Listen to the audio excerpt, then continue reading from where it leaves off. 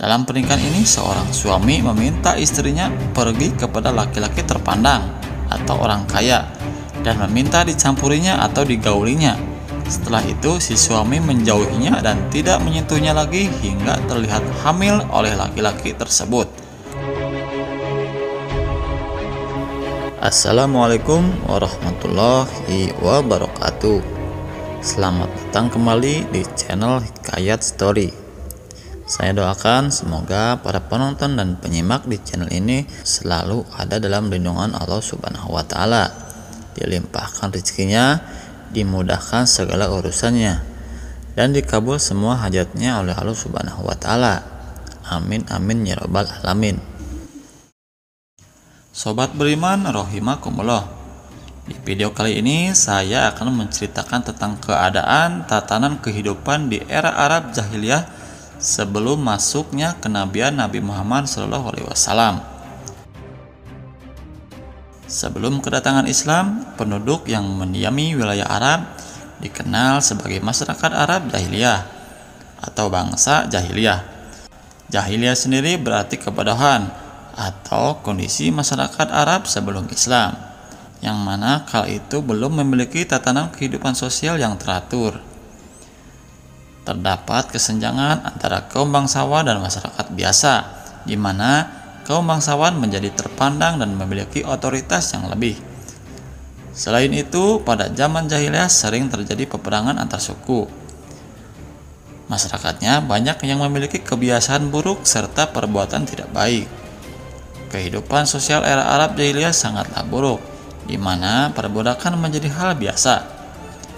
Perbudakan dan pelacuran adalah hal yang normal. Bahkan seorang anak bisa menikahi ibu tirinya. Selain itu, pertempuran antar suku sering terjadi, kecuali pada bulan tertentu yang diharamkan untuk berperang.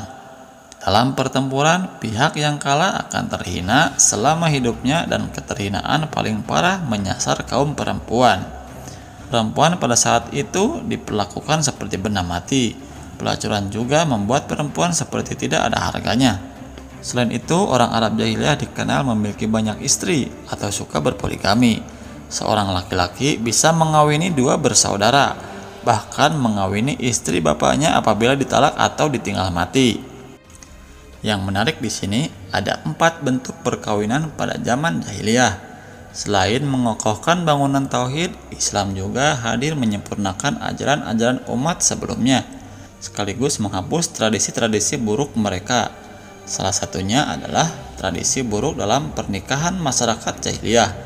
Lantas, seperti apakah tradisi atau praktik pernikahan di zaman jahiliyah sebelum diutusnya Nabi Muhammad SAW? Dalam Al-Hawi Al-Kabir Al-Mawardi menuturkan, ada 4 bentuk pernikahan pada zaman jahiliyah, yakni yang pertama pernikahan al-wiladah, yang kedua pernikahan al-istibda, yang ketiga pernikahan ar-rattah, dan yang keempat pernikahan ar-rayah. Keempat bentuk pernikahan ini berdasarkan hadis Aisyah yang diriwayatkan Al-Bukhari dalam sahihnya. Sesungguhnya pernikahan pada zaman jahiliyah ada 4 bentuk. Satu bentuk diantaranya adalah pernikahan seperti orang-orang sekarang. Hadis Al-Bukhari. Pertama, pernikahan al-wiladah. Dalam pernikahan ini, seorang laki-laki atau seorang pemuda datang kepada orang tua sang gadis untuk melamarnya. Kemudian, ia menikahinya disertai dengan maharnya. Ini merupakan pernikahan yang dibenarkan karena bertujuan untuk mendapatkan keturunan. Dan pernikahan ini pula yang pernah disebutkan Rasulullah SAW dalam salah satu hadisnya. Aku dilahirkan dari sebuah pernikahan yang dibenarkan, bukan dari perzinaan. Karena memang Allah senantiasa mengantarkan bakal nabinya dari tulang rusuk yang cerdas kepada rahim yang bersih. Yang kedua, pernikahan al-istibda. Dalam pernikahan ini, seorang suami meminta istrinya pergi kepada laki-laki terpandang atau orang kaya dan meminta dicampurinya atau digaulinya. Setelah itu, si suami menjauhinya dan tidak menyentuhnya lagi hingga terlihat hamil oleh laki-laki tersebut. Hal itu dilakukan karena ingin mendapatkan keturunan yang bagus dan luhur. Yang ketiga, pernikahan arahat. Dalam pernikahan ini, sekelompok laki-laki kurang dari 10 orang bersama-sama menikahi satu orang perempuan dan mencampurinya atau menggaulinya.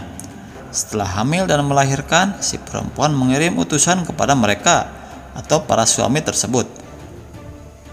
Tak ada satupun di antara mereka yang menolak datang dan berkumpul. Di hadapan mereka, si perempuan mengatakan, "Kalian tahu apa yang terjadi di antara kalian? Kini aku telah melahirkan, dan ini adalah anakmu, hai Fulan," sambil menyebut namanya di antara lelaki tersebut. Si perempuan menasabkan anaknya kepada seorang laki-laki dan laki-laki itu tidak bisa menolaknya atau sesuai dengan keinginan si perempuan.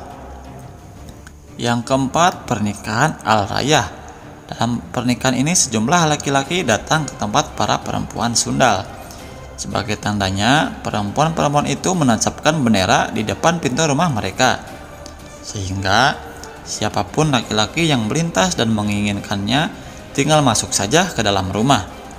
Jika salah seorang perempuan itu hamil dan melahirkan, para laki-laki tadi akan dikumpulkan.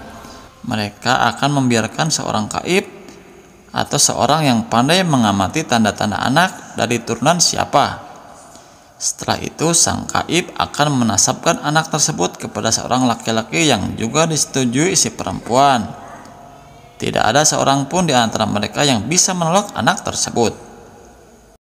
Di penghujung hadis itu, Aisyah mengatakan, ketika diutus membawa kebenaran, Nabi Muhammad SAW membatalkan semua pernikahan jahiliyah itu, kecuali pernikahan seperti yang dilakukan oleh orang-orang sekarang.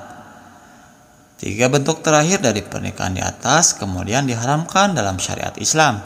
Hanya saja dalam Al-Musu'ah Al-Fiqhiyah Al-Kuwaitiyah ditambahkan 1 bentuk lagi pernikahan yang diharamkan dalam syariat, yaitu pernikahan syighar, yakni seorang laki-laki menikahkan putri atau saudari perempuannya dengan laki-laki lain, dengan tujuan agar dirinya bisa menikahi putri laki-laki lain tersebut tanpa mahar. Demikianlah bentuk-bentuk pernikahan pada zaman jahiliyah. Semoga menjadi pelajaran bagi kita semua sekaligus bisa menjauhi praktik-praktik pernikahan ala jahiliyah yang diharapkan syariat Islam. Wallahu a'lam bishawab. Mungkin hanya itu yang bisa saya sampaikan. Kurang dan lebihnya saya mohon maaf. Wassalamualaikum warahmatullahi wabarakatuh.